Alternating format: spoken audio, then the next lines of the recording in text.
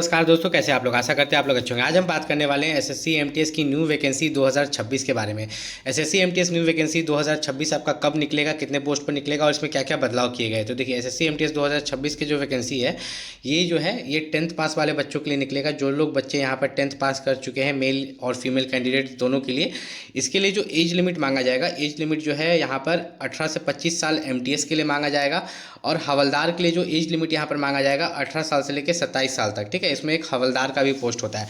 अब देखिए, मैं एक चीज़ यहाँ पर क्लियर कर देना चाहता हूँ। मैंने शुरू में ही आपको क्वालिफिकेशन और एज लिमिट इसलिए बता दिया कि जो बच्चे इस कैटेगरी में फॉल करते हैं वही इस वीडियो को देख सकते हैं। अब जिनका एज 25 या 27 से ज़्यादा है लेकिन वो ओबीसी या एससी कैटेगरी से बिलोंग करते हैं, ओबीसी को एज में 3 साल का छूट है और एससी एसटी को एज में 5 साल का छूट है। ठीक है, जैसे अगर हवलदार के लिए अप्लाई कर रहा है कोई एससी एसटी तो 27 में और 5 साल जोड़ लेगा, 28, 29, 30, 31, 32 साल तक वो अप्लाई कर सकता है। ठीक है, अब यहाँ पर अगर हम देखें तो ये वैकेंसी निकलेगी कब। तो देखिए, सबसे पहले आपका निकला एसएससी सीजीएल का वैकेंसी जो कि निकल चुका है। फिर आपका निकलेगा सीएचएसएल का वैकेंसी जो कि आपका निकलेगा अगस्त में। कब निकलेगा?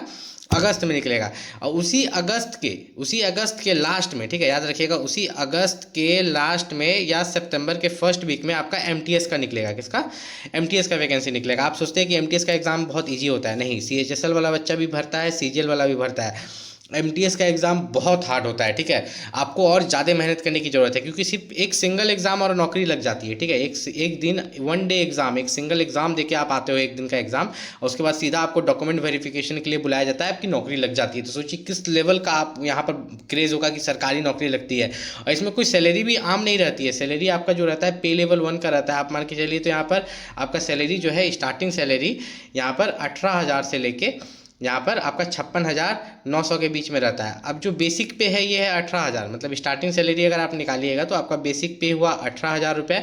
अब इसमें डीए जुटेगा। डीए मतलब होता है डियरनेस अलाउंस, महंगाई भत्ता, वही जुटेगा। सैलरी का 50% मिनिमम जुटता है, 9,000 हो गया। ठीक, फिर आपका एचआरए जुटेगा, हाउस रेंट अलाउंस, जो कि 5,000 हो गया। फिर और भी यहाँ पर अलाउंस मिलते हैं जैसे मिसलेनियस अलाउंस, जो कि आप 2,000 जोड़ सकते हैं। अगर आप इन सबको भी अगर जोड़िएगा तो कितना निकल जाता है? देखिए, अगर इन सबको भी जोड़ते हैं तो ये आपका 18 और 2 20,000 हो जाता है। ये आपका लगभग 30,000 होता है, 34,000। कितना स्टार्टिंग सैलरी ही आपकी एसएससी एमटीएस की कितनी होती है? 34,000। अब एसएससी एमटीएस एग्जाम को आप क्रैक कैसे कर सकते हैं? मान लीजिए कि आपका जो ये नोटिफिकेशन है अगस्त के लास्ट तक निकलता है एसएससी एमटीएस का, तो सितंबर, अक्टूबर, नवंबर तक आपका एग्जाम लिया जाएगा। कब तक? नवंबर में आपका एसएससी एमटीएस का एग्जाम लिया जाएगा। तो अभी से भी आपके पास कितना समय है? अभी आपका चल रहा है जुलाई, तो पूरा अगस्त ले लीजिए। अगस्त, सितंबर, अक्टूबर, नवंबर, मतलब लगभग 3 महीना का समय आपको मिलेगा एसएससी एमटीएस की तैयारी करने के लिए, अगर आप नए बच्चे हैं तो। याद रखिएगा, ये जो सेशन 1 है, सेशन 1 क्वालिफाइंग है। ठीक है, मैथ्स और रीजनिंग क्वालिफाइंग है। यहाँ पर टोटल जो है 40 क्वेश्चन है, 20 क्वेश्चन मैथ्स से, 20 रीजनिंग से।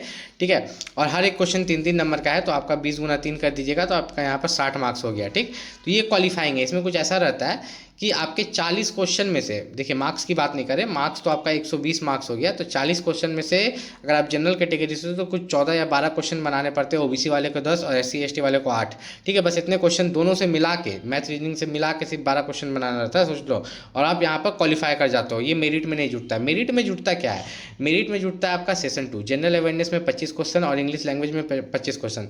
जनरल अवेयरनेस की अगर बात करें तो जनरल अवेयरनेस में जो 25 क्वेश्चन है, ठीक है, ये भी 3 मार्क्स का हुआ तो 75 मार्क्स के हो गए।